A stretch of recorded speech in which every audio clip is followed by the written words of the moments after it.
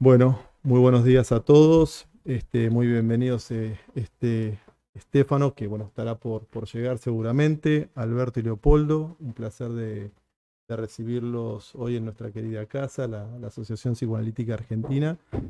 Hoy es un día muy especial porque tenemos el honor y la dicha de poder contar con tres magníficos y muy queridos invitados para llevar adelante la actividad científica central de nuestra institución, a la cual hemos titulado Transferencia, Contratransferencia y Encuadre, encrucijadas en la diversidad clínica hoy. En el contexto de la diversidad clínica actual, la comprensión y el manejo de la transferencia, contratransferencia y encuadre se ha convertido en un desafío apremiante para el psicoanálisis hoy. Su complejidad se amplifica en un mundo cada vez más diverso, en donde las identidades, las experiencias culturales y las narrativas personales varían ampliamente. Es decir, de la diversidad clínica actual, los psicoanalistas nos encontramos con desafíos y encrucijadas que requieren un profundo conocimiento y una habilidad para trabajar con la transferencia, la contratransferencia y el encuadre, las múltiples perspectivas y experiencias subjetivas de la realidad contemporánea. Yo quiero dar un gran agradecimiento a la Secretaría Científica, a nuestra secretaria científica Cristina Rosa de Salas y a todo su equipo, a nuestra presidenta Gabriela Goldstein y a la comisión directiva por concedernos la posibilidad de poder estar aquí todos juntos disfrutando de este espacio junto a tres colegas muy queridos por esta casa, que por supuesto es la casa de ustedes, muy queridos por mí y seguramente por todos nosotros. Muy bienvenidos.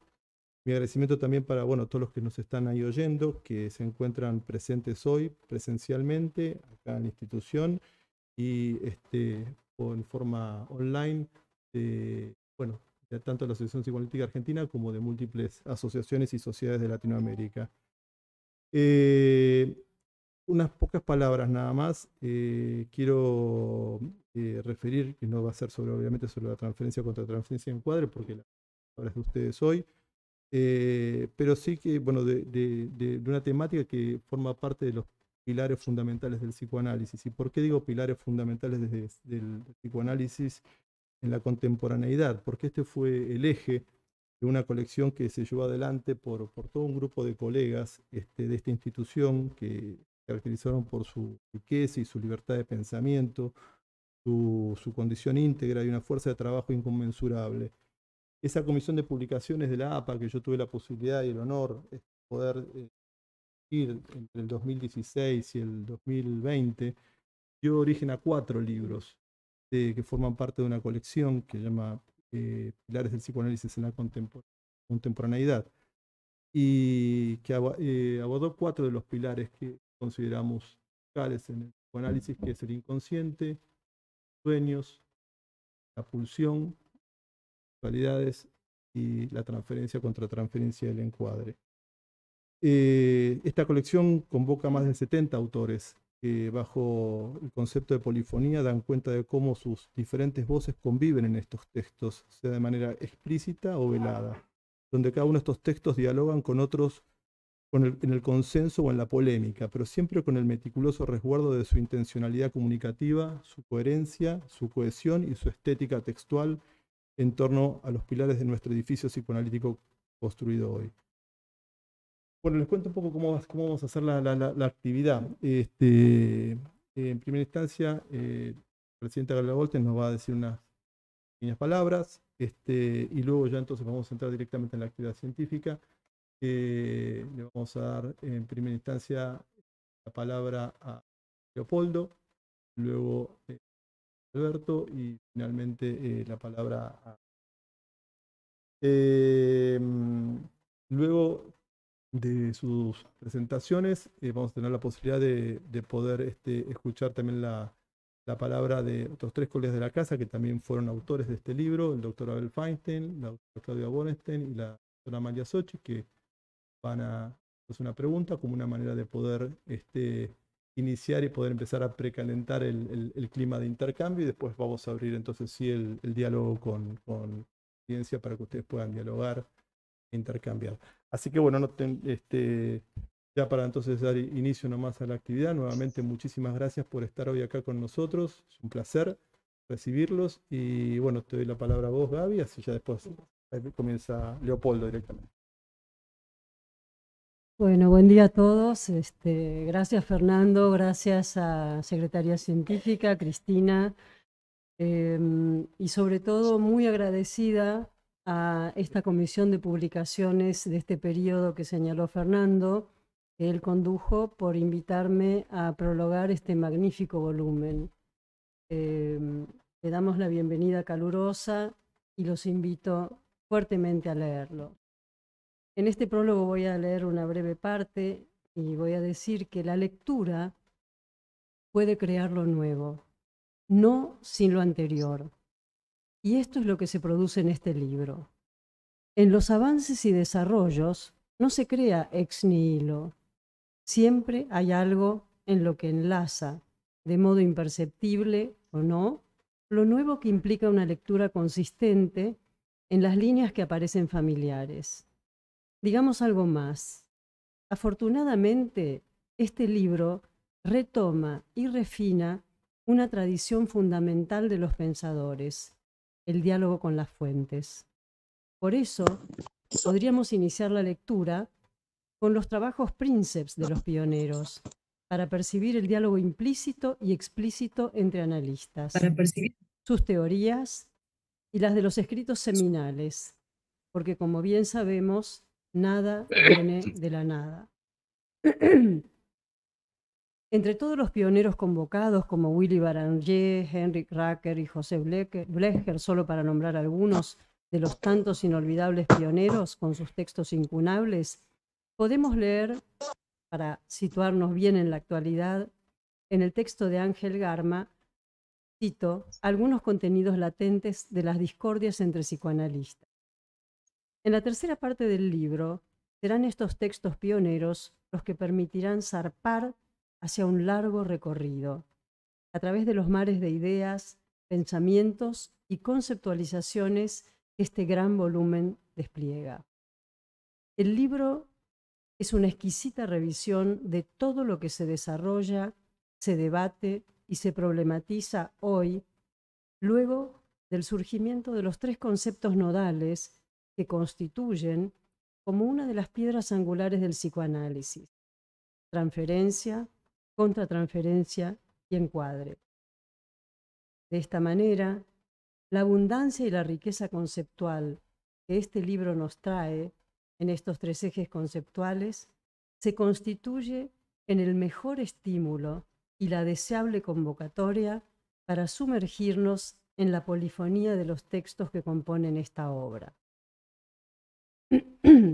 Este cruce entre las fuentes y lo novedoso se ve enriquecido, como es inevitable y necesario, entre la técnica y la metapsicología freudiana. Apunta por un lado a clarificar y reponer, y al mismo tiempo a abrir nuevos desarrollos. Hay algo en la metapsicología desplegada en este libro que nos abre a un mundo nuevo. Tal vez una metapsicología renovadora de sus estrategias para la práctica de nuestra disciplina, una ciencia del diálogo, como dice Willy. Recorriendo, transitando y paseando por sus páginas, podremos contemplar, mirar, examinar cómo la bruja metapsicología se enlaza con la llamada teoría de la técnica, lo que nos conduce a los hilos centrales que enhebran este collar de perlas.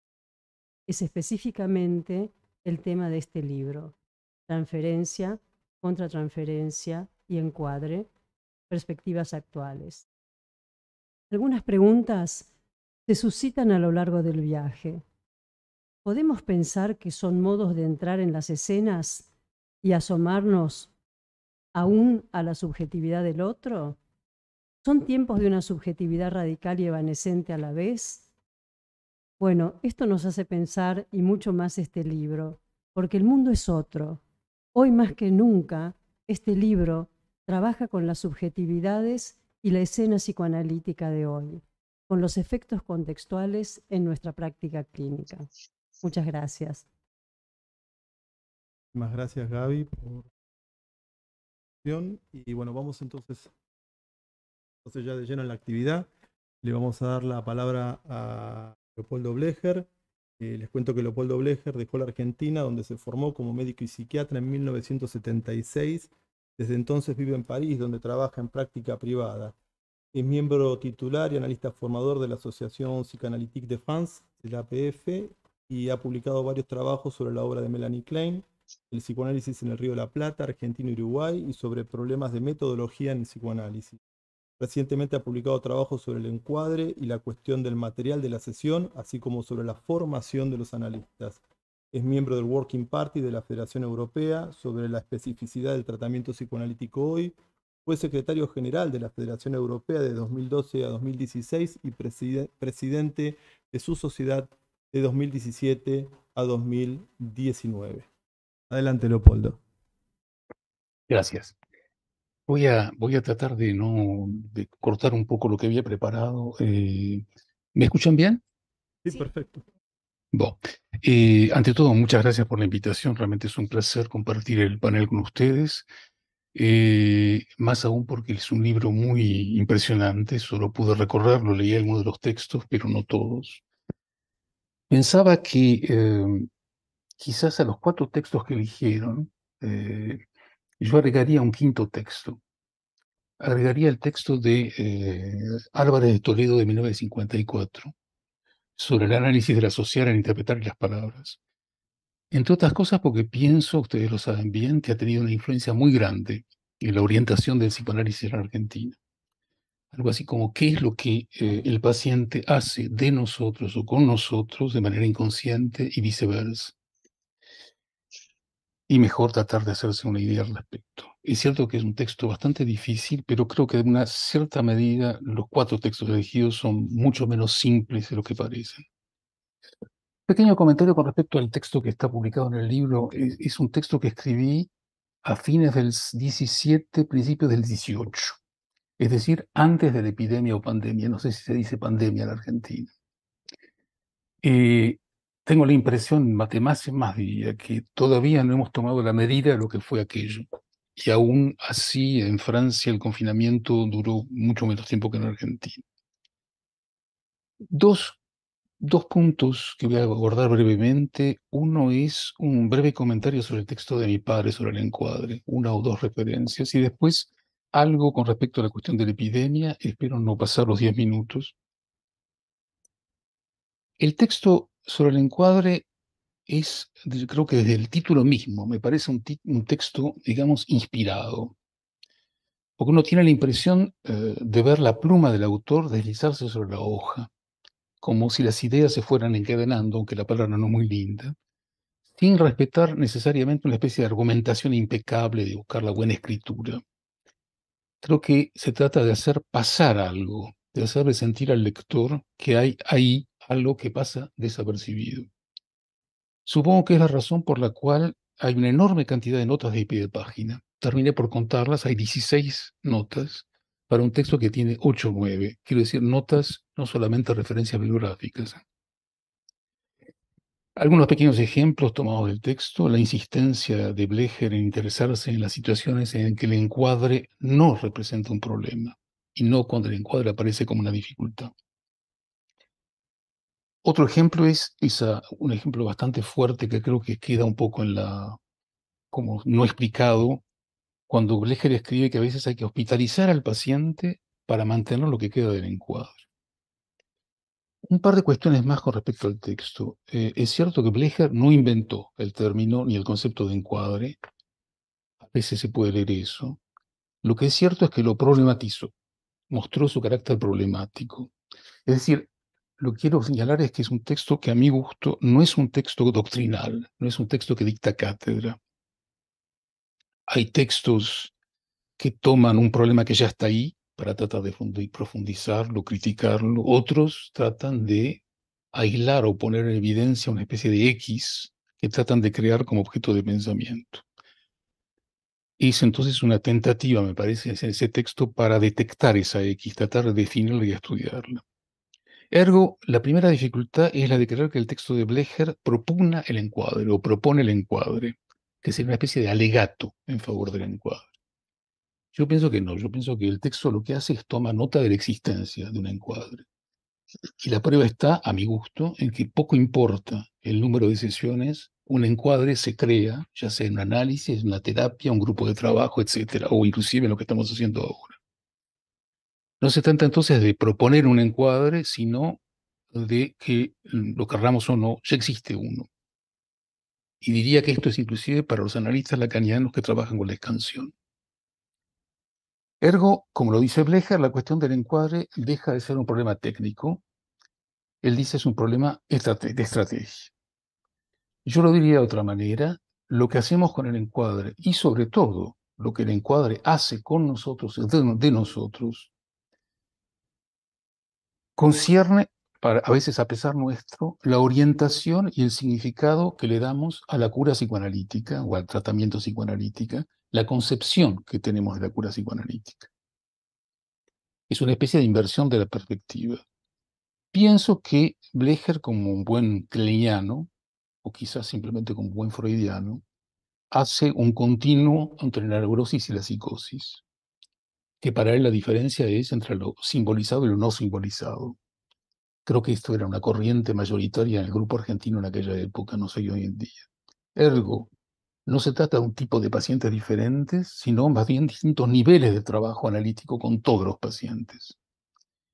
Y creo que en el fondo lo que yo percibo es una especie de realidad, no sé cómo llamarla, realidad bruta, realidad espesa, que creo que son los pacientes psicóticos los que nos permiten tocar algo de una manera más directa. Es por eso que pienso que la experiencia con esos pacientes es inestimable en la formación. Es como que nos acerca a una especie de fondo común donde aparece la experiencia psíquica más salvaje y la más loca, que está siempre en acción. En cierto sentido, se trata de poder darle un lugar más o menos seguro a la locura para que se pueda desplegar. Creo que la epidemia, hablando de locuras, más que modificado la situación, ha revelado una cantidad de cosas. Hasta cierto punto tengo la impresión que todo, entre comillas, ya estaba ahí, pero no del todo evidente. Creo que la epidemia hizo que las dificultades y los problemas sean más directos y claros. Pienso en ciertos colegas que sintieron una especie de obligación de trabajar con sus pacientes por teléfono o a distancia.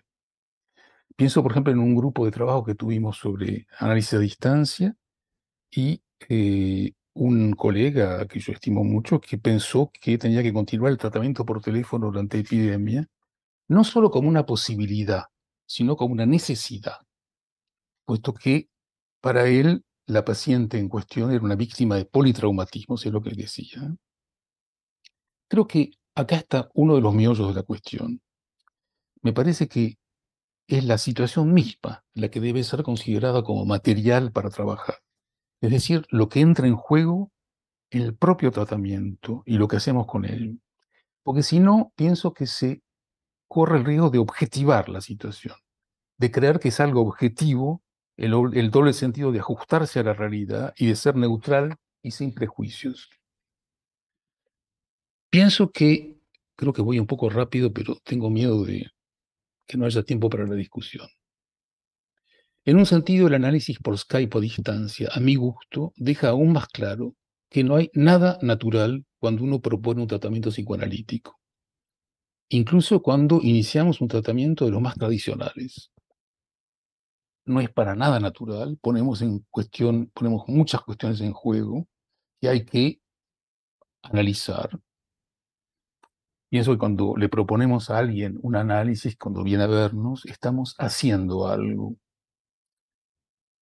Pienso que el compromiso transferencial del paciente con el tratamiento, y en forma ligeramente diferente, el compromiso también transferencial a mi gusto del analista, hace que hasta cierto punto la realidad externa pase a una especie de segundo plano, y no necesariamente como negación. Lo voy a decir de una manera más clara. En mi breve experiencia de sesiones por teléfono, que duraron 2 meses, tuve la impresión que los pacientes estaban en su análisis y mucho menos en la situación de la epidemia. Cada uno diría en su propio análisis. Ergo, la evidencia para mí es que es el estado de la transferencia, para llamarlo así, el que determina en gran medida la situación. tanto la resistencia como los aspectos más problemáticos de la transferencia encontrarán una mejor oportunidad de manifestarse en las sesiones telefónicas. Digo estado de transferencia del paciente, diría también del analista.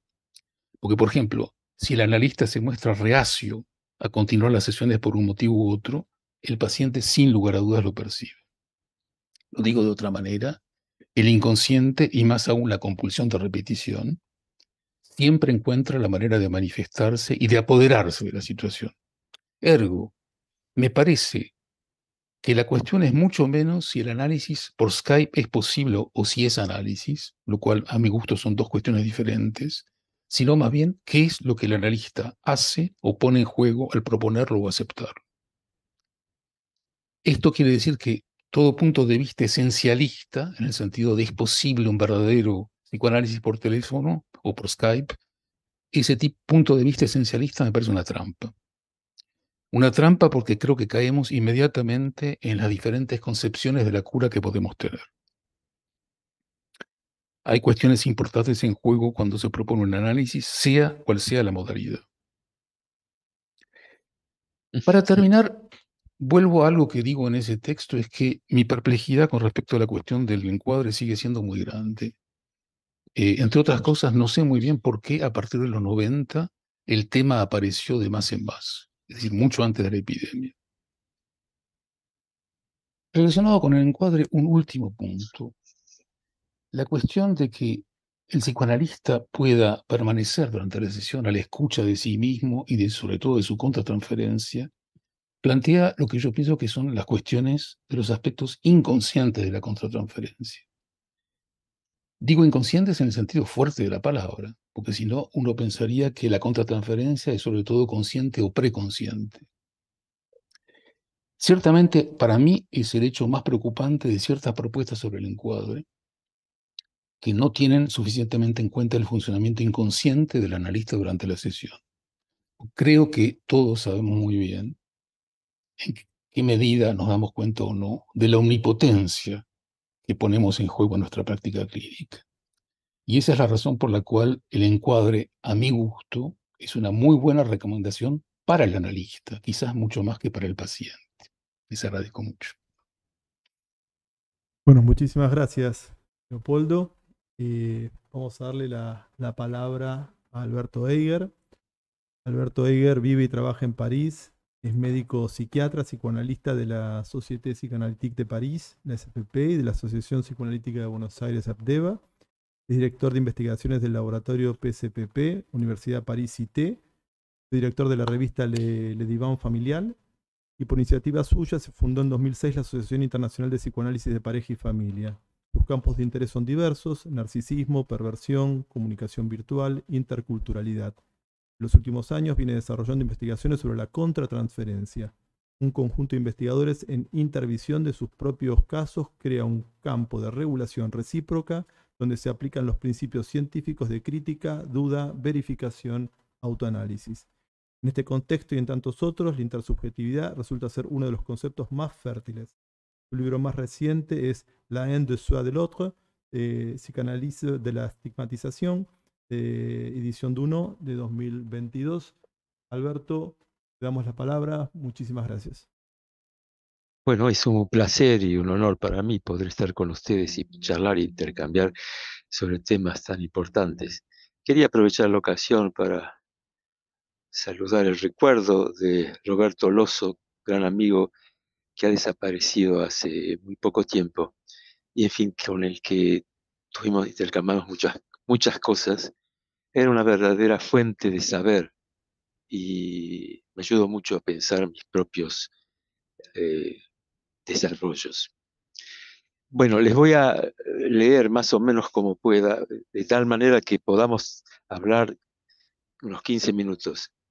La contratransferencia, como ustedes saben, ha pasado de recibir una interpretación negativa, vista como obstáculo, resistencia y atrogenia, a una interpretación en general positiva.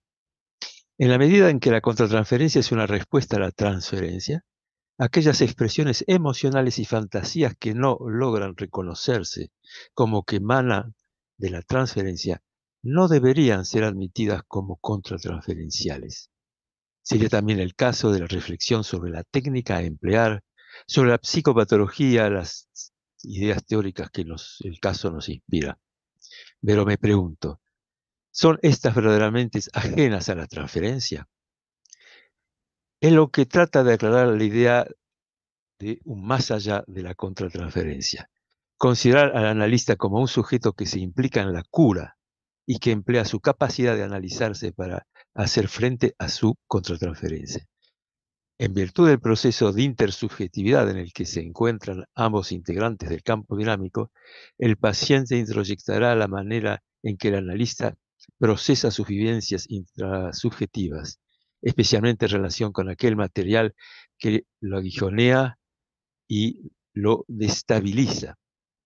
Al desarrollar la idea de campo aplicada al proceso analítico, Pichon-Rivière, que fue un verdadero pionero de este concepto, estima que el sujeto analista entra en juego en cada uno de sus gestos, en cada iniciativa, en cada interpretación, y propone que durante la cura, analista y paciente están reunidos, lo cito, y configuran una gestalt, y tanto el existente como el emergente deben ser considerados como figuras del fondo organizado en cada aquí y ahora.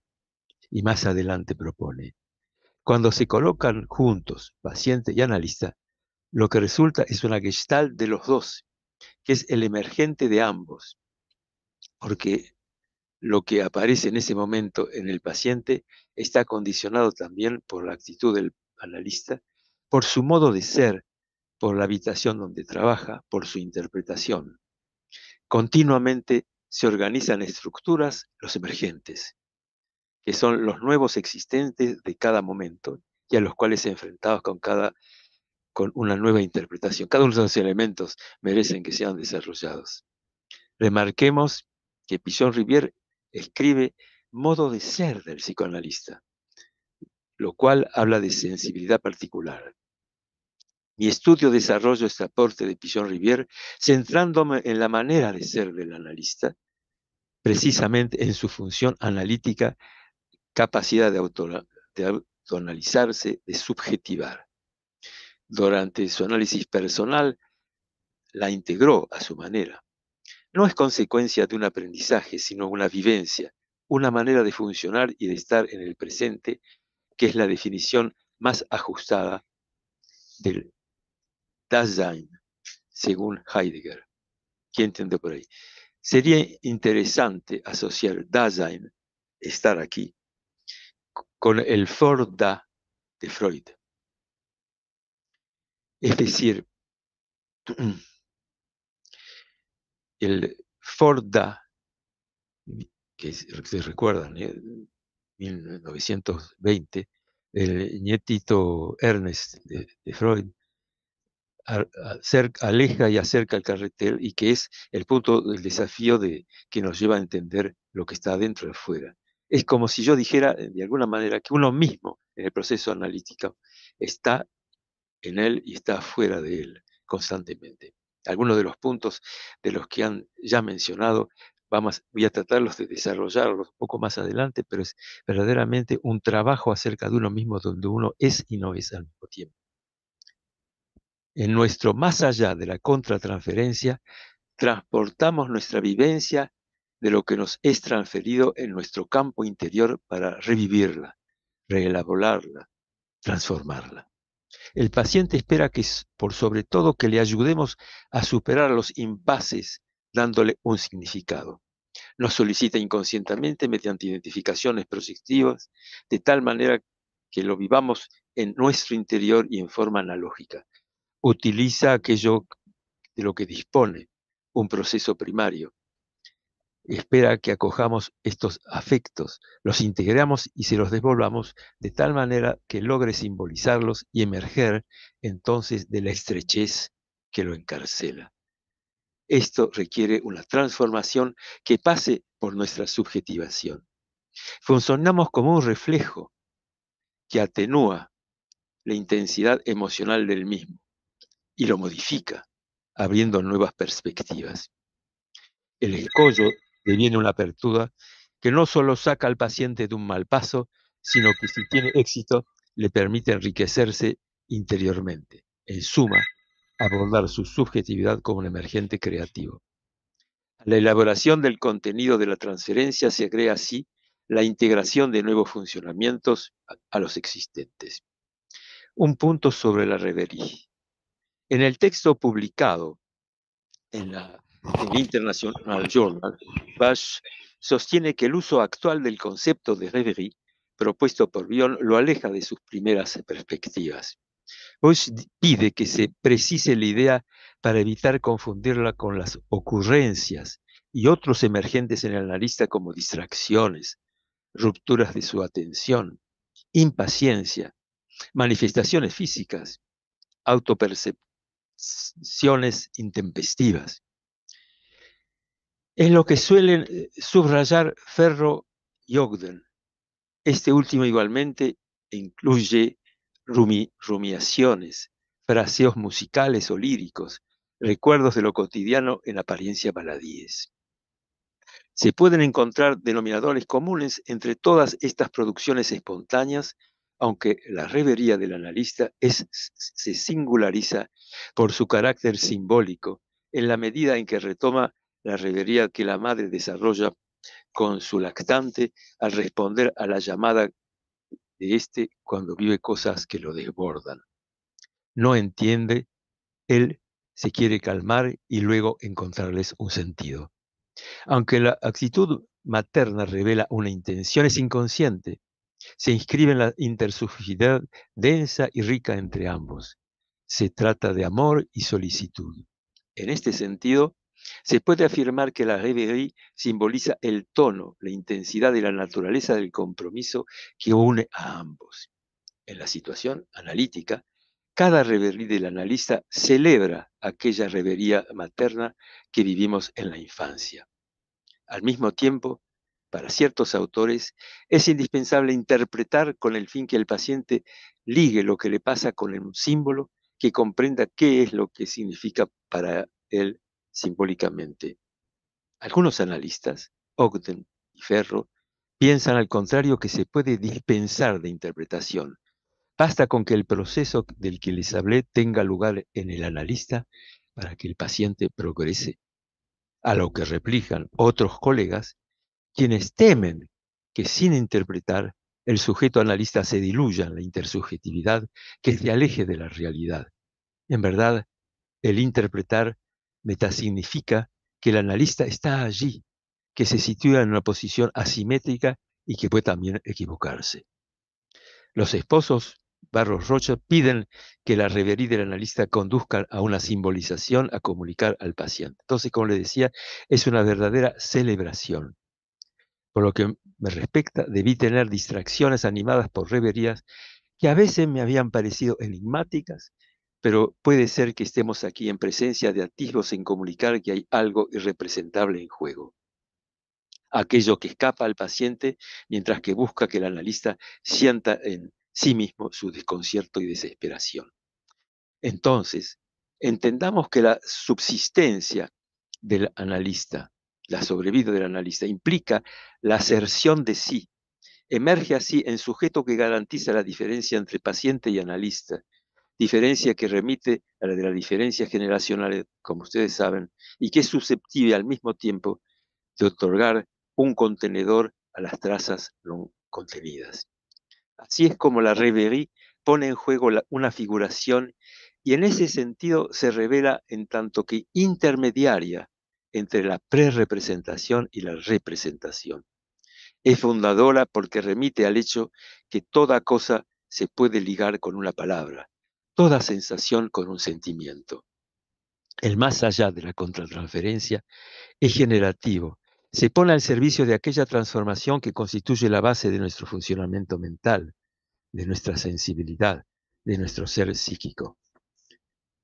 Más aún, para el paciente, no solo se trata de captar e introyectar la capacidad de revería del analista, sino la manera de cómo éste soporta y tolera, aguanta, sobrevive, tiene endurance a los ataques del paciente y los impases. El paciente introyectará la capacidad del analista de diferir, durar, tolerar, cuando en lugar de verter sus tensiones y disgustos hacia afuera, busca entenderlos.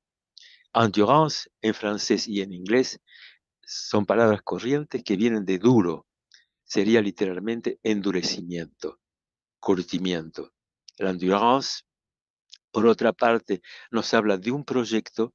Toleramos los sinsabores del paciente porque tenemos íntimamente confianza en el porvenir. Y pienso que el cuestión del encuadre también figura ahí, está muy en latente la cuestión del proyecto, de lo que esperamos que advenga el proceso analítico.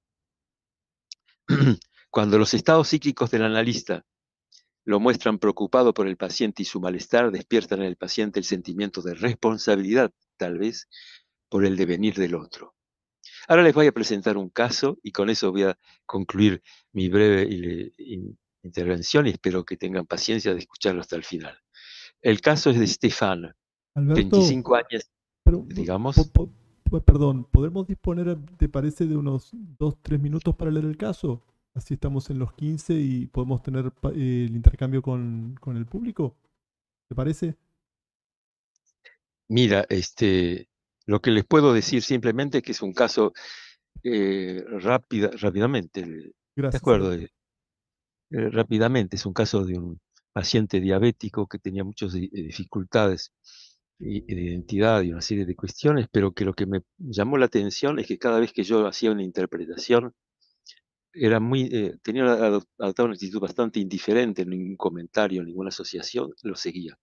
Pero que días después, semanas después, eh, me contaba que había encontrado un amigo al que le había hablado de sus problemas y que le había dado una serie de consejos y de remarcas que coincidían perfectamente con la interpretación que yo le hacía. Y aquí surgió una serie de cuestiones, porque evidentemente la primera cuestión fue para mí narcisística, ¿no? Es decir, ¿por qué no me puede conferir a mí la autoría de las interpretaciones? Y que trataba de lateralizar la transferencia en ese sentido hacia otros. Y poco a poco lo entendí que tenía que ver con su existencia, que era de un chico que había sido concebido en situaciones muy particulares, en la que su madre dijo que había quedado embarazada de él porque su propia hermana venía de quedar embarazada de otro chico. Este chico, el que nació antes que él, al que llamé Etienne, aparecía en su vida como una referencia permanente y la cuestión que la madre lo invocaba permanentemente, de lo comparaba. Era el otro de él, era el doble. Esta situación fue difícil para mí de entender hasta que un momento que tuve una reverie y simplemente me acordé de un cuento de Octavio Paz que se llama El Doble, en que dos personas se encuentran en un bar y el sujeto se da cuenta que el que tiene al lado de él es una persona que le asemeja perfectamente. Le pregunta cómo se llama, el otro le responde que tiene su propio nombre. Le dice, ¿y cuándo nació? Y le dice la misma fecha que él. Y le pide la cédula de identidad y el otro le dice, se la muestra y es exactamente la misma como la suya. Entonces se enoja y dice, no es posible, ese del que vos hablas soy yo y no tú. Y ahí se ponen a pelear y en la pelea vuelan platos, porque eso pasa en platos y vajilla y mesas y sillas, y al final el primer sujeto queda por tierra y es echado totalmente del bar por el otro que termina por decirle, el otro al que te referís soy el verdadero. Y esta reverie me ayuda a entender perfectamente la problemática del paciente. Me voy a detener aquí, pero lo que me parece muy importante es que esta cuestión de ser otro y uno mismo entra en tela de juicio en la problemática del paciente y que se ve ahí como que él pide de mí que yo trate por todos los medios de permitirle combatir ser el mismo, en lo que le referí rápidamente a su historia. Bueno, disculpa, fue un poco condensado. No, Y gracias. estuvo muy bien, Alberto. Muchísimas gracias a vos. Y bueno, vamos a darle entonces a Stefano Bolognini. Cuento que el doctor Bolognini es doctor en medicina y psiquiatría, analista formador y supervisor de la Sociedad Psicoanalítica Italiana, nació presidente de la Sociedad Psicoanalítica Italiana y luego presidente de la Asociación Psicoanalítica Internacional en el periodo 2013-2017, después de haber sido representante de la Junta de la IPA durante 2 mandatos. Vive y trabaja en Bolonia, es supervisor de los servicios públicos de psiquiatría durante 10 años. Fue miembro del Consejo Editorial Europeo de la Revista Internacional de Psicoanálisis, es miembro honorario de la Sociedad Freudiana Contemporánea de Nueva York, del Instituto y Sociedad de Estudios Psicoanalíticos de Los Ángeles, miembro del Consejo Asesor de la Universidad Psicoanalítica Internacional de Berlín. Es fundador y presidente desde 2016 del Diccionario Enciclopédico Interregional de Psicoanálisis de la IPA. Principales intereses científicos se refieren a la empatía psicoanalítica, la dimensión interpsíquica, las organizaciones y cuestiones institucionales, el proceso educativo y la teoría de la técnica. Ha publicado más de 250 artículos en revistas y libros. Su último libro, Flussi Vitali tras C e non C, Flujos vitales entre el yo y el no yo, ha sido publicado en octubre del 2019 por Raffaello Cortina Editores. Está en proceso de publicación por Routledge en Londres y por APA Editorial en Argentina. Bienvenido, Stefano. Muchas gracias, Fernando, y muchas gracias a todos para esta invitación que me honora. Espero en pocos minutos poder presentar algunos conceptos acerca del capítulo que está publicado en el libro. El concepto es el de interpsíquico. Y yo quiero decir que en estos últimos años lo que me interesó sobre todo ha sido la fisiología del proceso analítico y no solo la patología que el proceso analítico tiene que tratar. En la fisiología en particular, me parece extremadamente interesante que el analista pueda comprender y utilizar los pasajes de los pacientes que son naturales y sanos, pasajes que podrían ser poco percibidos si el analista se focaliza, se concentra demasiado sobre el solo lado psicopatológico. De cualquier manera, de alguna manera, el concepto de Lagache, que todos conocemos, de ampliar el concepto de transferencia y de repetición en la transferencia desde no solo la repetición de una necesidad, sino también de una necesidad de repetición para explorar y redescubrir algo, me parece muy fértil y potencialmente es muy interesante para el analista.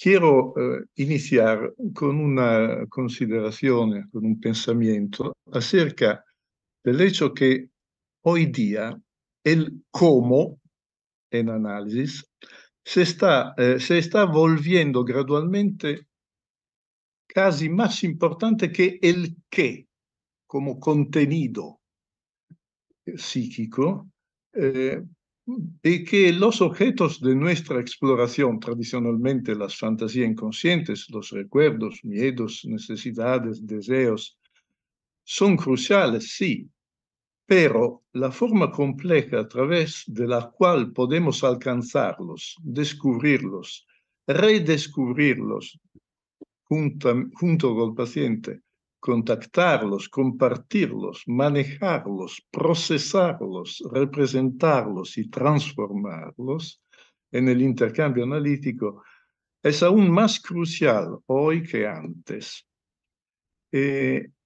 Por esto, yo creo que sea muy interesante, saliendo de un tema que los analistas argentinos han desarrollado en el pasado.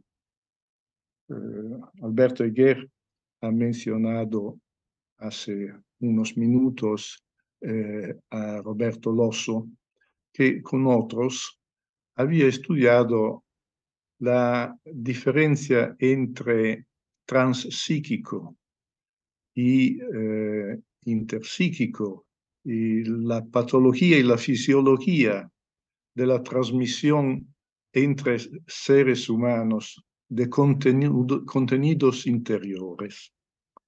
Yo creo que comprender de mejor manera cómo los seres humanos se transmiten del uno al otro lo que viven, lo que tienen en su mundo interior y lo que pueden compartir con el otro o que no pueden compartir, es hoy día crucial. Puede ser que la reverie, por ejemplo, de la cual habló Alberto Higuer, como antes el proceso asociativo, sean maneras que interpsíquicamente, así como intrapsíquicamente, representan la fisiología o la patología del funcionamiento del ser humano y de la pareja analítica. En este sentido, la descripción del interpsíquico como un equivalente de un funcionamiento natural, equivalente al funcionamiento intercorpóreo inicial, mamá-bebé, y luego en la transmisión de los contenidos interiores hasta a la transmisión genital, lo que yo llamo los equivalentes mucosales de las mucosas psíquicas, de las mucosas, equivalentes de las mucosas corpóreas, es algo que puede ocurrir o no, o puede no ocurrirse, en un intercambio analítico. La equivalencia es un concepto que Freud desarrolló en los 3 ensayos de la vida sexual. Y yo creo que puede ser una referencia constante cuando intentamos comprender, leer en la sesión lo que va pasándose entre analista y paciente y viceversa. Y cómo se pasa o cómo no se pasa y por qué. Y si hay un obstáculo, una cólica, un miedo, un deseo demasiado obstruente, una capacidad perdida y redescubrida si el análisis empieza funcionando. Entonces, esta búsqueda acerca de lo que es fisiológico en la sesión es importante para no perder oportunidades de desarrollo de un proceso. El concepto de interpsíquico es diferente que interpersonal y intersubjetivo porque no implica que ya o en cada momento el sujeto sea un sujeto. Lo que quiero decir es que un sujeto implica un nivel de cohesión interior, un nivel de diferenciación activa y funcionante, un contacto que produce un elemento identitario bastante continuativo y que en muchos intercambios humanos no es necesario. En otros términos, el yo central, en el sentido de Fairbairn, no es cada vez necesario para que el proceso se desarrolle. Esto no implica para nada que los dos sujetos no sean personas, o sea, algo de identitario, o no sean bastante cohesos como sujetos. Implica que en algunos momentos no hay necesidad que funcione el reconocimiento del yo central. Esto se conecta con el problema que Alberto Higuer, del que hablaba Alberto Higuer. ¿Cuándo la interpretación y cuándo no es necesaria? Cuando el yo central, el proceso secundario, la capacidad de visualizar sobre la carta geográfica el lugar donde somos es importante, porque es importante esto también. Y cuando es más importante hacer la experiencia de mirar al paisaje. Cuando leer solamente la carta geográfica y no mirar al paisaje puede ser limitativo. Cuando mirar al paisaje y no saber dónde somos puede ser también incompleto. Esto es un ejemplo de la complejidad de nuestro trabajo. Y yo creo que hay momentos donde un contacto interpsíquico no necesita particularmente de una explicación. Hay otros momentos donde es necesaria. Y hay momentos donde la identidad, o sea, el interpersonal, no el intersubjetivo y no el interpsíquico, es también muy necesario. El problema para mí, y con esto termino, es que el analista tendría que conocer y reconocer, sobre todo, los momentos, los pasajes clínicos y técnicos donde estos tres niveles tienen una necesidad, oportunidad y utilidad. Cuando todos los tres, cuando dos de esos y cuando uno solo. Espero que sea bastante claro lo que he presentado. Gracias. Muchísimas gracias, Estefano. Bueno, vamos a darle entonces la palabra a los colegas que van a hacer una pregunta concisa, como para que podamos exponer las preguntas al público y tengan ustedes. Abel.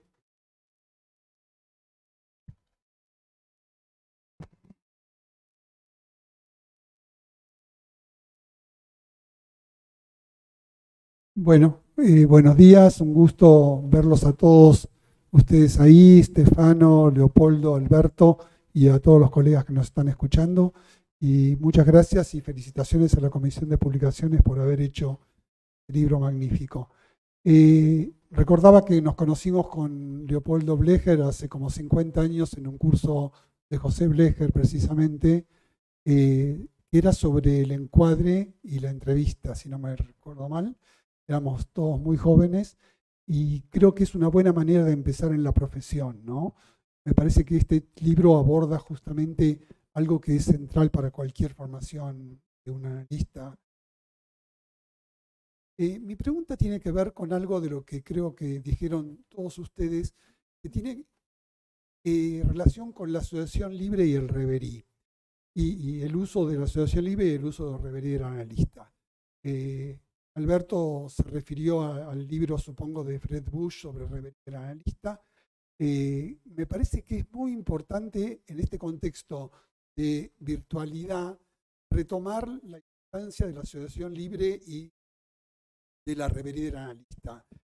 Mi experiencia, hace muchos años que trabajo, digamos, virtualmente, creo que es un recurso posible, pero me resulta mucho más fácil la implementación de la asociación libre y de la reverí del analista en un contexto presencial.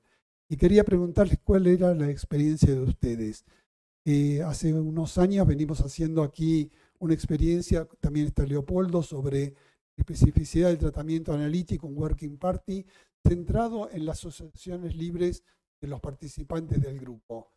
A mí me parece que se perdió algo de lo que Freud y Reich insistieron de la comunicación de inconsciente a inconsciente, y me gustaría saber la experiencia de ustedes si eso no se potenció durante la pandemia. Muchas gracias. Claudia.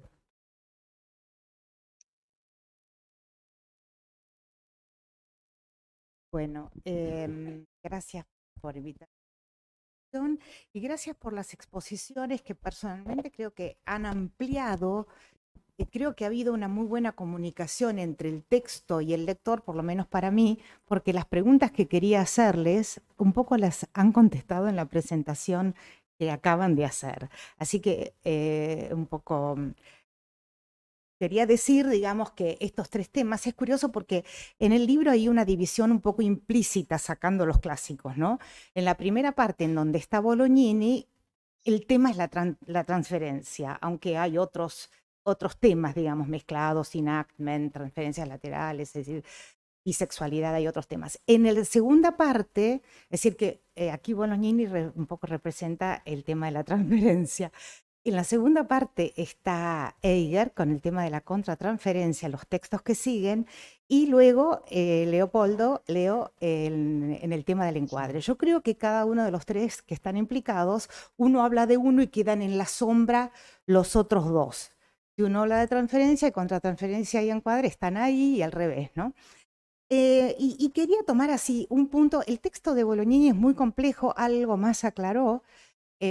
Por suerte comprendí, digamos, a pesar de no haber seguido todos sus textos, más el de Sueños, que me gusta mucho, pero comprendí el enfoque muy metapsicológico que intenta hacer de la sesión, un poco, vamos a ver si bien, tratando de extraer de ahí lo que él llama lo interpsíquico, y lo explica, voy a decir cómo me encantó, primero que nos lleva a las arcadas de Bolonia. Quien estuvo en Bolonia anduvo bajo las arcadas, y si no, son como las que hay en Libertador entre Callao y la Plaza San Martín, pero mucho más que eso.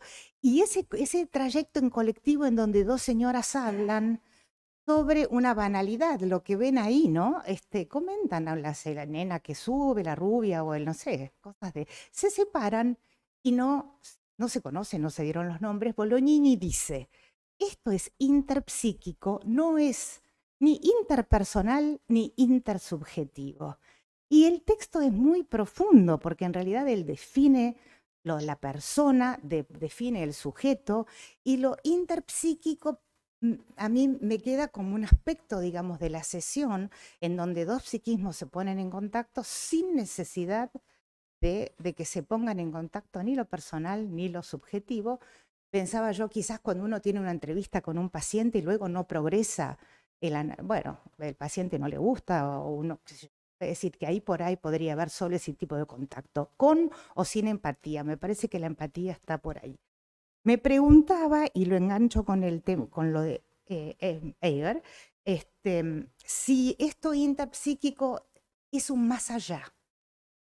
No estoy muy segura. He tratado de unir los tres textos, ¿no? Ese más allá de la contratransferencia que presenta Eiger también. Estoy hablando de novedades, son temas recontrablados y sin embargo siempre hay algo para agregar y para revisitar, ¿no? Eso me parece muy interesante. Entonces, bueno, fue la pregunta a Stefano, no sé si quedó clara sobre específicamente lo interpsíquico, y volvería a Eiger para preguntar, a raíz de lo más allá, el caso que él plantea es un caso, no el que acaba de decir, sino el del texto, en donde él se entera que la paciente le está pagando con plata que obtuvo de la venta de drogas.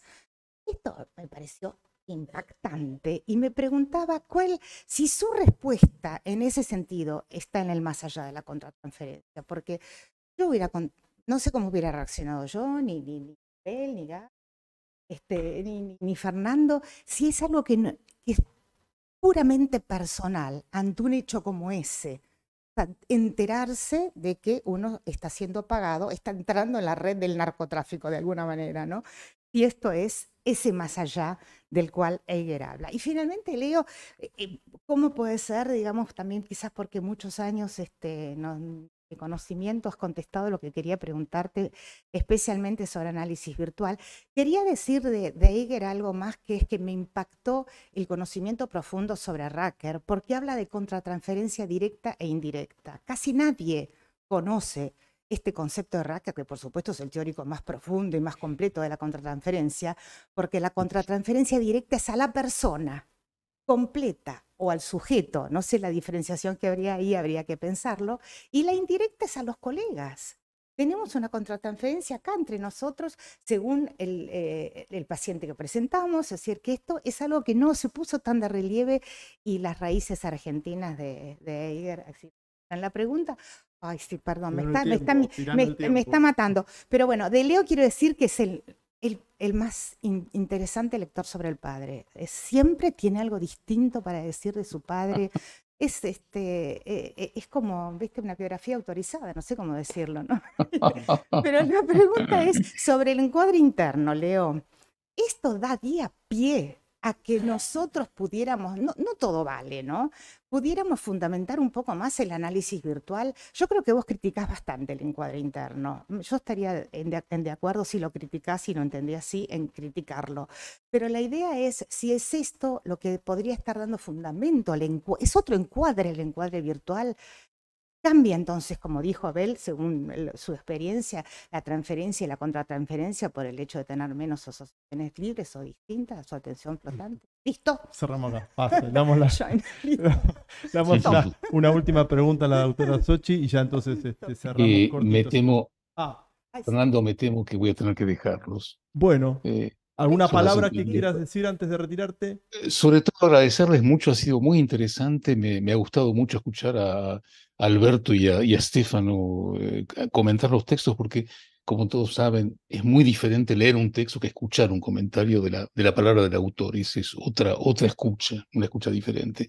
Y creo que las dos preguntas, tanto de Abel como de Claudia, me quedan dando vueltas, así que bueno, supongo que tendremos la ocasión de volver sobre eso. Les agradezco enormemente y perdonen que los tenga que dejar. No, por favor, Leopoldo, gracias a vos y bueno, un placer enorme haberte tenido acá con nosotros y vamos a seguir en contacto seguramente.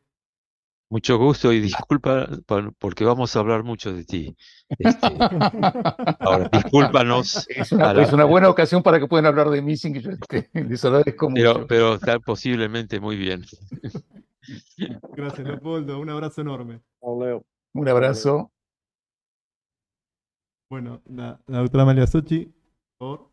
Bueno, después de las intervenciones, evidentemente, esto de hacer una pregunta es casi imposible. Bueno, Claudia lo demostró, es imposible poder reducirse a una pregunta. Lo que sí yo creo que en este estupendo encuentro, a mí me muestra una vez más que la experiencia viva versus los estereotipos de las ideas y definiciones usuales entre colegas es muy superior en este poder intercambiar justamente las experiencias que tenemos. Creo que, por lo menos en mi caso y en el trabajo que está en el libro, predomina el tema de la pandemia y creo que, bueno, el trabajo de los colegas ha sido previo.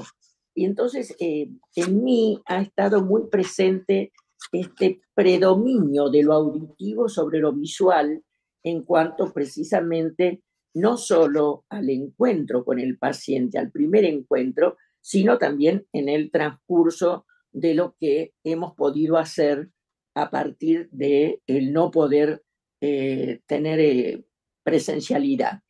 Pero justamente por eso me quería referir y les quería preguntar respecto a la experiencia de lo que es el encuentro, el primer encuentro con el paciente, porque el primer encuentro con el paciente es cuando nos pide tratamiento, ya sea a través de un colega, un amigo, otro paciente, un familiar, que nos dicen que quieren hacernos una consulta. A veces dicen que quieren psicoanalizarse, otras veces dicen que quieren un tratamiento. Casi siempre, bueno, es lo habitual, les decimos que se comuniquen con nosotros para poder justamente acordar el encuentro. Ahora, en ese sentido, justamente cuando este paciente nos llama, es un paciente imaginario, no lo conocemos, no lo hemos visto, y tenemos algunos datos que en general nos dan quien nos lo derivan, el nombre, si es hombre o una mujer, la edad, el motivo manifiesto de consulta, pero resulta que cuando hablamos con él o con ella, ¿no? Con este posible paciente, creo que se despiertan incógnitas en nosotros respecto al encuadre en que podremos desarrollar nuestros encuentros. Creo que no en este momento, justamente contrariamente a lo que ocurría hace muchos años, estábamos ya como amoldados a la idea de que le íbamos a decir que tenía que hacer 4 sesiones. Ahora no, ahora pensamos, bueno, a ver, ¿cómo será el encuadre que vamos a establecer con este paciente? E inclusive en ocasiones se despiertan en nosotros representaciones como resonancias fantasmáticas particulares, según lo que escuchamos. Y ahí quería hacer una de las preguntas, si esto correspondería a lo que justamente mencionan como aspectos inconscientes de la contratransferencia, que creo muy importante tomar en cuenta. La otra pregunta, en realidad es otra pregunta, disculpen, estoy muy mal de la garganta. La otra pregunta precisamente se refiere a que cuando damos por comenzado el proceso o la situación analítica, es en el encuadre el que marca ese inicio, es el establecer el contrato y el encuadre con el paciente, donde ya estamos en una situación analítica, independientemente de que se vaya a desarrollar un proceso. Pero, ¿qué entendemos por situación analítica? ¿No estamos ya con una neutralidad especial tratando de no influir justamente con nuestra subjetividad en lo que le estamos planteando al paciente como encuadre? Creo que el tema de la subjetividad es un tema muy interesante y que creo que de alguna manera coincide con lo interpersonal y lo psíquico que plantea Stefano, porque la neutralidad está presente cuando ya sabemos algunas cosas del paciente y aún no hemos establecido el encuadre. Bueno, muchas gracias. Bueno, muy bien, muchas gracias. Vamos entonces a darle la palabra a Stefano, Alberto, quien quiere, bueno, hacer uso de la palabra primero. Alberto. Esto es, si estás de acuerdo. Verdaderamente es entusiasmante porque han dicho tantas cosas que uno se siente chiquito al lado de todo lo que dijeron. En todo caso, es muy importante esto de distintos puntos, y si hablo de algún punto quiere decir que los otros no sean importantes. Todo tiene su importancia, y justamente cuando lo releva Stefano, son las pequeñas cosas de las que uno no presta mucha atención, que tal vez son significantes y pueden cambiar el orden del proceso. Es muy importante. Primer punto, empiezo del final. Habíamos hecho una investigación sobre cuándo empieza el proceso analítico. Llegamos a la conclusión que no fue cuando fue establecido el encuadre, ni antes del encuadre, posiblemente cuando tenemos el sentimiento que queremos hacer algo con este paciente, que nuestra contratransferencia nos incluye la idea que tenemos confianza en lo que va a poder producirse entre nosotros dos. Este momento me parece muy importante para el comienzo de algo. Es una apropiación, es una filiación, si se puede decir, extender la noción de filiación.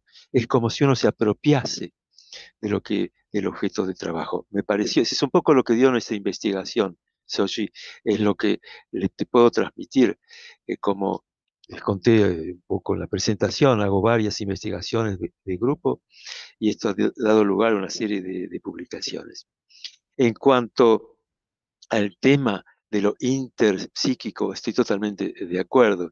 Hace fantasear mucho, hace tener muchas rêveries. Cada uno de nosotros empezó a pensar sobre las arcadas, el lugar exótico que representan. Y yo, como no vivo en Buenos Aires, imagínense, cada vez que me hablan de eso, se me caen las medias, como decíamos cuando éramos chicos. Es decir, son cosas que, ¿por qué?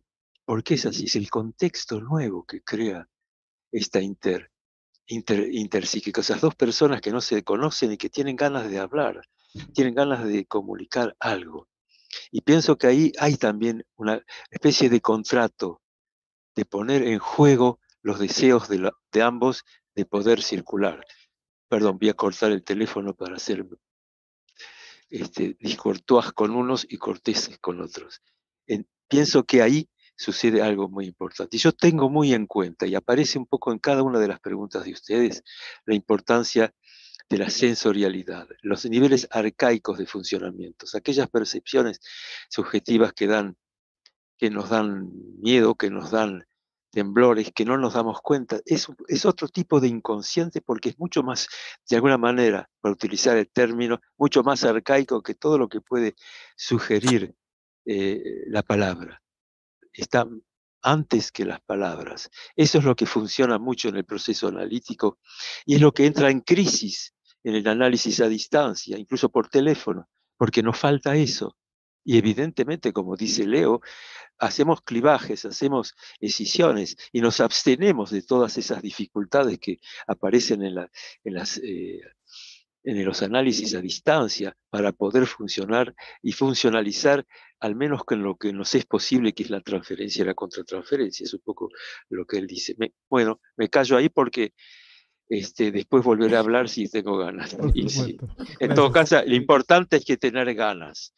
Bueno, lo digo en otros términos. Tengo ganas de trabajar con este paciente. Para mí es una especie de casamiento. Es algo simbólico. Y mucho de lo que hablé habla de lo simbólico. Dale. Muchísimas gracias, Alberto. Estefano. Sí, ustedes pueden oírme con Sí, esta... perfecto. Mucho. Ok, sí. Muy rápido.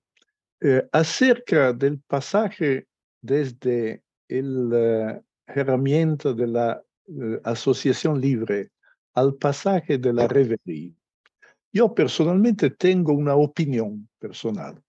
O sea, que no hay una discontinuidad tan fuerte entre estos dos conceptos. Sí, están diferentes. Por ejemplo, en la reverie hay una participación y un compartir diferente del analista con su paciente porque hay una comunicación más rica.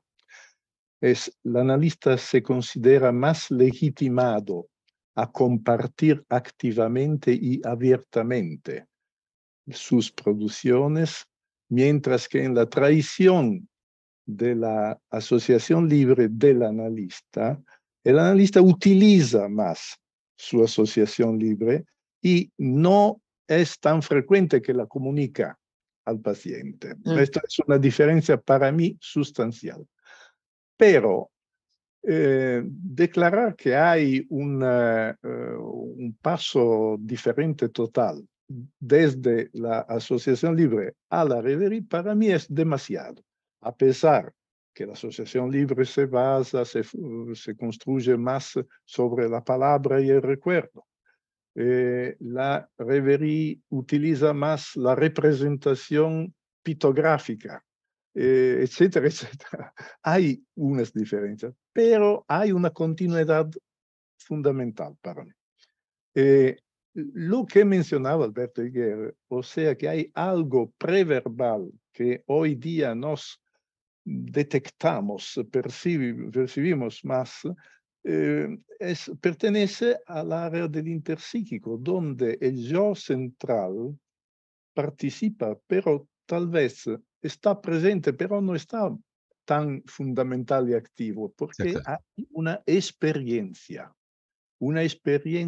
en la sesión. El problema del remote analysis, si podemos experimentar experiencias desde lejos o no, es un problema extremadamente difícil para mí, porque todos conocemos que hay pacientes, como hay pacientes que trabajan 4 o 5 sesiones por semana y no trabajan bien, y hay otros que con una sesión de semana hacen análisis. Lo mismo puede ocurrirse con el trabajo a distancia o el trabajo en presencia, pero es también verdadero que es más fácil, más probable que un trabajo en persona sea más, crea una inmersión, una experiencia más envolvente que un trabajo.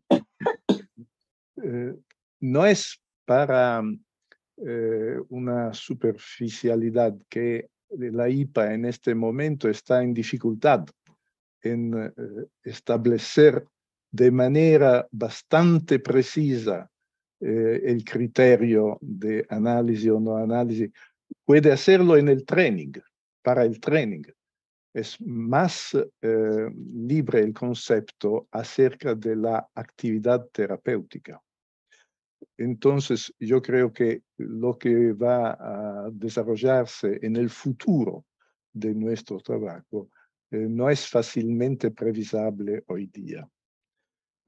Acerca de la observación del espacio transicional como una área que no es necesariamente interpersonal o intersubjetiva y que puede generar algo donde el self y el no self, el sí mismo, el no sí mismo, no están tan claros y pueden vivir en una área intermedia compartida. Esto es uno de los lados fascinantes de nuestro trabajo. Pero, con esto termino, yo creo que un analista tiene que considerar que la empatía, el interpsíquico, la reverie, no se pueden decidir ab inicio, por el comienzo. Son fenómenos que se realizan cuando hay condiciones para realizarlos. No se puede decir yo seré empático, yo seré interpsíquico, yo haré reverie. No es una decisión consciente, voluntaria. Podemos facilitar todo esto. Muchísimas gracias, Estefano. Laura, no sé si quieres comentar un poquito algo de las redes, por lo menos. Desde las redes lo que nos ha llegado son saludos de colegas que están acá mismo en el país, pero también gente de nuestra misma institución, pero también tenemos saludos desde Lima, México, Portugal e Italia, y comentarios, por supuesto, agradeciendo la actividad y bueno, diciendo cuánto les ha agradado. Pero no quiero quitar más tiempo. Perfecto. Bueno, por ahí, no sé si Alberto, podemos disponer de unos minutitos más. ¿Quieres hacer una segunda vueltita y Estefano y cerramos la actividad entonces? Bueno, les agradezco, es decir, que esto nos incita a investigar y a profundizar, ¿no? Lo que estamos, nuestra teoría. Por suerte, no todo no ha sido dicho, ¿no? Por suerte hay cosas para estudiar, para aprender. Por suerte hay cosas que van a sorprendernos. Y eso es lo que sucede en el proceso analítico. Es la sorpresa permanente y es lo que quería reconocer que Stefano dijo una cosa muy importante en ese sentido. Y pienso objetivamente que las cosas se van haciendo, como hay muchos que no utilizan, por ejemplo, el enunciado de las reglas fundamentales antes de empezar el análisis. Las reglas se van haciendo. Esa cosa así de proceso que se va construyendo entre dos personas, me parece que es una manera de respetar las iniciativas de las personas. Porque lo que nos enseña que aprendemos mucho cuando el encuadre se rompe, cuando hay cambios inesperados, para nada calculados, y ahí pasan cosas muy, muy importantes. Nuestros lapsus, nuestros actos fallidos tienen una importancia esencial para construir el proceso. Gracias de todo lo que han dicho. Muchísimas gracias, Alberto. Estefano. Sí, un pensamiento final que es un agradecimiento a todos ustedes porque el clima, la atmósfera y el espacio mental y relacional que se crea hablando con ustedes es algo muy intercíclico. Esto es lo que puedo comentar. Bueno, siendo las 12:30, estamos en hora. y que bueno, pues cada uno pueda seguir con todas sus actividades. Bueno, yo quiero agradecerles enormemente a Stefano, Alberto, bueno, Leopoldo, que ya me había anticipado que se iba a tener que retirar con un poquito de anticipación, pero bueno, en nombre mío, bueno, de los que estamos acá presentes, y de la APA, bueno, quiero agradecerles muchísimo su participación hoy. Fue un diálogo muy fecundo, muy rico, muy cálido, muy amical, muy ameno. Así que bueno, espero que esto sea motorizador para nuevos encuentros y que podamos seguir pensando y dialogando todos juntos en esto tan apasionante que nos convoca, que es el psicoanálisis. Así que muchísimas gracias y los despido con un fuerte, fuerte abrazo desde acá, desde Buenos Aires. Gracias a los que nos mandan mensajes lindos. Hasta pronto. Ok, a la próxima. A todos, saludos. Chao, Stefano, chao, Alberto. Chao. Gracias a todos, por favor.